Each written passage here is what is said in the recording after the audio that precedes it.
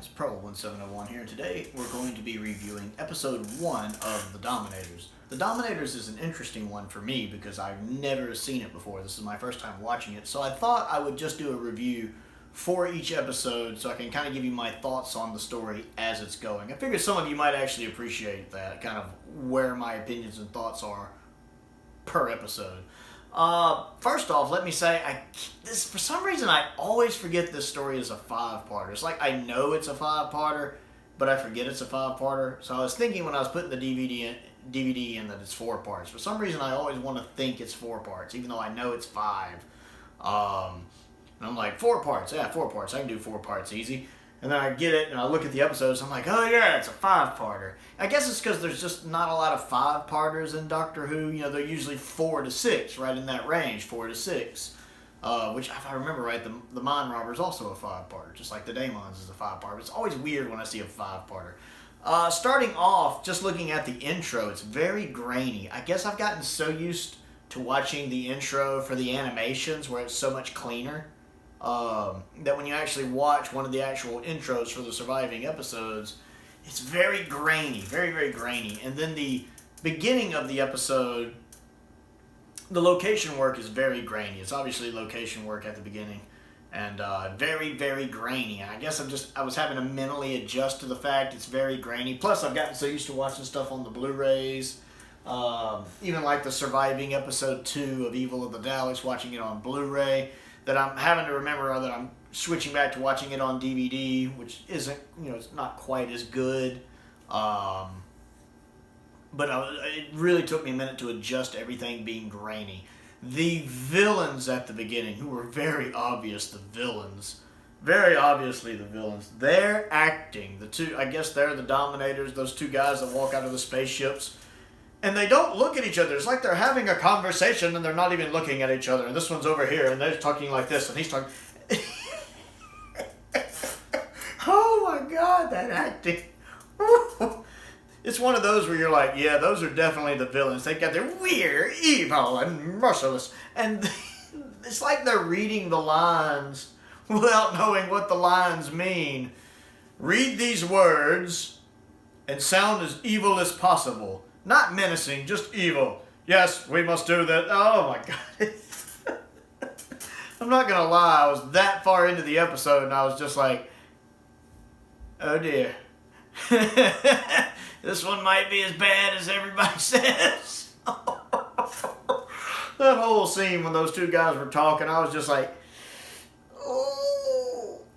And then you had the people talking, the good 4 people, the good guys talking in the spaceship with the good guys and the one good girl, and I was just kind of like, And then they crash, and I don't know how you're paying attention so much. Well, I shouldn't say that. I've seen, yeah, it's pretty easy to be just distracted for a second and have a crash. The death scene when they get killed is pretty neat. When it shows the girl get killed, the way the skin changes, that's a pretty neat effect, especially for 60s Who. I was really impressed with that little effect. Luckily, when the Doctor and the TARDIS and everybody, Zoe and Jamie show up, you can tell they've switched to studio for them because the image clears up considerably with the switch to the videotape for studio. Because the studio footage looks really good. It's actually pretty impressive how good it looks. Once again, I am really impressed with Troughton in this. I cannot overstate just how good Troughton is as the 2nd Doctor. And one of the things I'm always going to like about this story, regardless of how good or bad the story is that it is a complete Troughton story. And those are just precious to me. Because, as I've talked about before on the channel, so much of Troughton is down to his physical performance. Everything he does with his facial expressions, what he does with his body language, what he does with his hands. And you lose some of that in the animations. Nothing against the animations. The animations, for the most part, are very good. I was really impressed with Evil of the Daleks. But it's never going to quite be as good as seeing live action Troughton. And it's never going to quite get all the nuances to his character and his body language and all the things he does physically. It's never going to do that on the budget that they have for these. So being able to see, a surviving story and everything he's doing physically and what he does with his voice as well. I really love the scene when they're in like the burnt out house and him and Zoe start getting concerned about radiation. And you see that look on his face as he's growing concerned and getting nervous, and he's very unsure. I was just thinking that as well. So I did. I'm not sure. I think I did. I think I checked the reading in the TARDIS. And then his hands, you know, you see his hands. He's wringing his hands. He's doing stuff like this with his hands, and he's walking around with his hands. In the animations, they usually don't get the hand stuff right. You can tell he's nervous and unsure of himself. And I love that about Troughton. He just nails those moments so well. The whole time I'm watching this story, I'm like, even if I don't end up liking this story, Troughton's freaking amazing. I'm loving Troughton in it. The Quark design is very silly. Which, I mean, if somebody just saw a Dalek and didn't know what a Dalek was and how dangerous they were, I can see somebody looking at a picture of a Dalek and thinking it was silly. Maybe it's just because they are the phenomenon they are, and you know, we know their backstory. They become threatening when you turn around at a con and see one barreling down at you.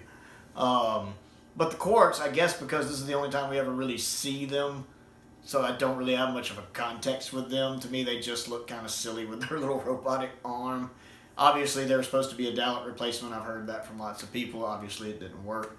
So, the story is interesting. Again, it's kind of hard to say just off of the first episode. I don't have the highest hopes, but I'm loving Jamie and the Doctor and Zoe in it. I really like Zoe a lot, so my main three there are doing just fine. But yeah, I guess that's all I really have to say about it at the moment. I'm about to watch part 2 in just a moment. So what do you think of episode 1 of the Dominators, or just the Dominators in general? So comment down below and let me know what you think. If you'd like me to continue kind of doing some of these I haven't seen yet, like in this episodic form, I could probably do the same thing with the Mind Robber when I get to it, because I've never seen the Mind Robber as well. And whether or not y'all find it kind of entertaining to hear my thoughts and how they change on the story as, you know, as I progress watching the episodes for the first time. Other things to do, click the like button, click the subscribe button, click the bell for notifications so you never miss out on a new video. We crossed 500 subscribers recently, on the way to 1,000. So if you have any friends that like Doctor Who, pass my name along and a link to the channel. I also have a Patreon if you like what I do and would like to support what I do. There is a link to that down in the description below. So click on that. There may be a tier that suits you. Anyone who joins at any tier level gets a free video request in case there's something you want me to talk about. But most importantly, thank you for watching.